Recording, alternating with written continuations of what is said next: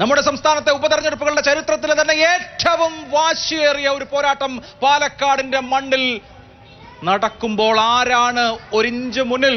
ഇന്ന് നമ്മുടെ ജനതയിൽ ശ്രീ ഒ.ജെ. ജനീഷ് കോൺഗ്രസിന് വേണ്ടി, UDF-ന് വേണ്ടി ശ്രീ എം ശശികുമാർ BJP-ക്ക് വേണ്ടി, NDA-ക്ക് വേണ്ടി, ഒപ്പം ശ്രീ PM ആർഷോ CPM-ന് വേണ്ടി, LDF-ന് വേണ്ടി ഈ ചർച്ചയിൽ പങ്കെടുത്ത് സംസാരിക്കുന്നു. ഒപ്പം പാലക്കാട് സ്റ്റേഡിയം ബസ് സ്റ്റാൻഡ് പരിസരത്തെ ജനങ്ങളും. ആദ്യം ശ്രീ ജനീഷ്, ഈ തെരഞ്ഞെടുപ്പ് നോക്കൂ, കോൺഗ്രസിനെ സംബന്ധിച്ച് 2011 മുതൽ സിറ്റിംഗ് സീറ്റാണ് പാലക്കാട്.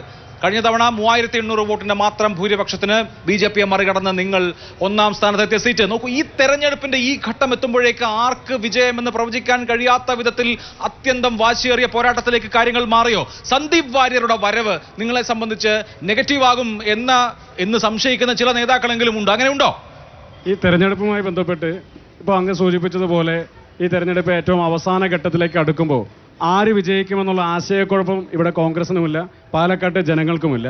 ഒരു സംശയവുമില്ലാതെ തന്നെ പറയാൻ സാധിക്കും, 15000 വോട്ടിൽ പരം ഭൂരിപക്ഷത്തിന് ശ്രീ രാഹുൽ മാങ്കൂട്ടത്തിൽ UDF-ന്റെ കൈപ്പത്ത് ചിഹ്നത്തിൽ മത്സരിക്കുന്ന സ്ഥാനാർത്ഥി വലിയ ഭൂരിപക്ഷത്തോടു കൂടി ഈ പാലക്കാട് ഉപതെരഞ്ഞെടുപ്പ് വിജയിക്കും. സന്ദീപ് വാര്യർ കോൺഗ്രസിലേക്ക് വന്നില്ലായിരുന്നെങ്കിൽ കൂടി തന്നെ കോൺഗ്രസ് വിജയിക്കുമായിരുന്ന ഒരു തെരഞ്ഞെടുപ്പാണ്. പക്ഷേ സന്ദീപ് വാര്യരെ പോലൊരാൾ കോൺഗ്രസ് പോലൊരു രാഷ്ട്രീയ പ്രസ്ഥാനത്തോട് സഹകരിക്കാൻ വേണ്ടി തയ്യാറായി വരുമ്പോൾ ഞങ്ങൾ ആ സഹകരിക്കാനുള്ള സാധ്യതകൾ തുറന്നിട്ടു. അദ്ദേഹം ഞങ്ങളുടെ പ്രസ്ഥാനത്തിലേക്ക് കടന്നു വന്നു.